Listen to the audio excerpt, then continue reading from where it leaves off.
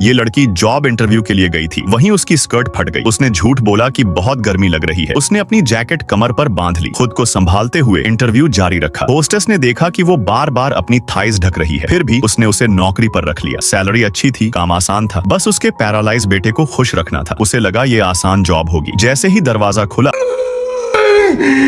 वो डर गई। लड़के ने उसकी स्कर्ट की फटी जगह की तरफ इशारा किया। तभी उसे समझ आ गया कि उसका पहले वाला एक्ट नकली था। अगले दिन वो अचानक बहुत बीमार पड़ गया। उसे लगा ये भी कोई प्रैंक है। डॉक्टर पसीना पोंछ रहा था, लेकिन जैसे ही उसकी बॉडी पर नीले निशान दिखे वो समझ नहीं पाई। अरबों का मालिक होकर भी कोई इतना बेबस कैसे हो सकता है। एक दिन उसने उसके माता पिता को बहस करते सुना, तभी उसे सच्चाई पता चली। वो 6 महीने में इस दुनिया को छोड़ने वाला था। अब उसे समझ आया कि कॉन्ट्रैक्ट भी सिर्फ 6 महीने का क्यों था। उसे इसलिए रखा गया था ताकि वो जीने की वजह ढूंढ सके। वो नौकरी छोड़ना चाहती थी, लेकिन 5 लोगों का परिवार उसी पर टिका था। दांत भींचकर वो रुक गई। उस बड़ी सी विला में बस वही 2 लोग थे। वो लड़का खुद को कमरे में बंद रखता था। वो उससे बात करने की कोशिश करती, लेकिन वो उसका मजाक उड़ाता। उसका काम था उसे मुस्कुराना सिखाना। वो हर दिन अलग अलग तरह से तैयार होती, बिल्कुल गिरगिट की तरह, रंगीन और चमकदार, बस उसकी एक स्माइल देखने के लिए। लेकिन वो बस आंखें घुमा देता। बीमारी ने उसे कड़वा और ठंडा बना दिया था, बिल्कुल उस खुशमिजाज लड़के जैसा नहीं जो वो पहले था। एक दिन उसकी एक्स गर्लफ्रेंड अपने नए बॉयफ्रेंड के साथ आई। वो बॉयफ्रेंड उसका पुराना दोस्त भी था। उनके जाने के बाद उसने गुस्से में पुरानी तस्वीरें फेंक दी। उसने चुपचाप फ्रेम जोड़ दिए। वो हर चीज में कमी निकालता रहा।